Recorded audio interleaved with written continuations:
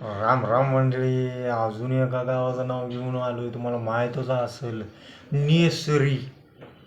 आता नेसरी म्हटलं तर तुम्ही काय म्हणणार, काय गावांची नावं अशी नेसरी, अशी वेगवेगळ्या पद्धतीची गावांची नावं आहेत. तर हे नेसरी गाव कुठे येते तुम्हाला माहिती आहे का? आता ज्याने ज्याने गेलाय तुम्ही गडिंग्लज, नेसरी, चंदगड वगैरे, त्यांना ते माहीत असणार. मग या गावांची नावं तुम्हाला मी मागच्या व्हिडिओमध्ये पण सांगितलं की ही काय आम्ही सांगतोय म्हणून पाडलेली नव्हत, त्याचा इतिहास आम्ही सांगतोय म्हणून नव्हत. तर हे तिथल्या आख्यायिकानुसार, तिथल्या वस्तीनुसार, वाडीनुसार, कुठल्या व्यक्तीनुसार, कुठल्या अनेक वेगवेगळ्या भागानुसार तिथली नावं पडली असतील. तर त्यामुळं मी थोडासा अभ्यास करून तुम्हाला सांगितलं. तर आता तुम्ही बघाच की कोल्हापूर जिल्ह्यातील गडिंग्लज तालुक्यातील नेसरी हे गाव ऐतिहासिकदृष्ट्या महत्त्वपूर्ण असून तेथे त्या गावाला हे नाव पाडण्यात आले. आता ह्याच्या मागचा ऐतिहासिक हेतू काय असेल तर ते तुम्ही आता बघाच त्याचा इतिहास.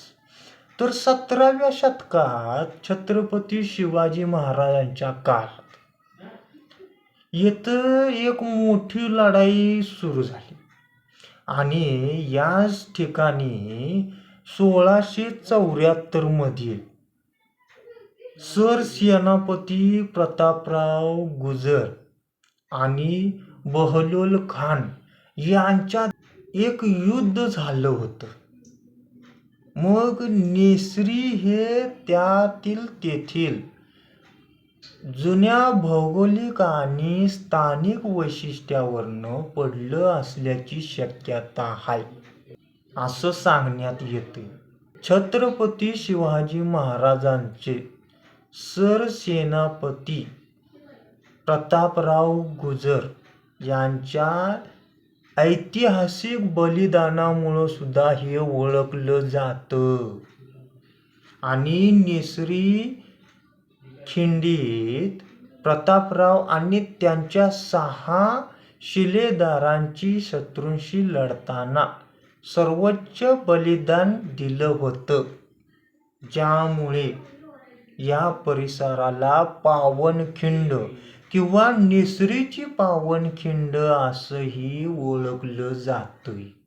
मग या गावाच्या नावाच्या मागं प्रतापराव गुजर आणि वेड्यात मराठे वीर दौडले सात या प्रसिद्ध गाणं जे होतं, याच्या घटनेच्या इतिहासानुसार जिथं 7 वीरांनी आपल्या प्राणांचे बलिदान दिलं होतं, म्हणून ह्या गावाचं महाराष्ट्र आणि कर्नाटक सीमेवर शेवटचं महाराष्ट्राचं टोक आहे असं मानलं जातं.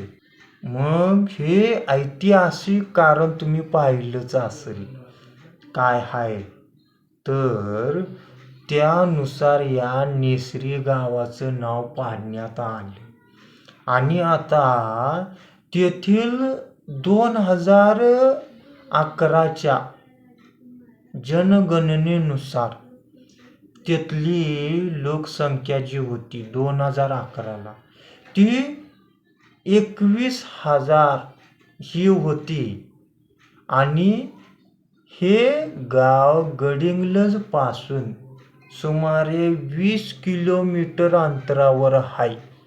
तर तुम्ही एक वेळ जाऊन भेट द्या आणि तुम्ही तिथला परिसर बघा, मग तुम्हाला समजेल की ह्या गावात असं काय आहे. म्हणून जाता जाता माझ्या या व्हिडिओला लाईक आणि सबस्क्राईब करायला विसरू नका. तोपर्यंत राम राम.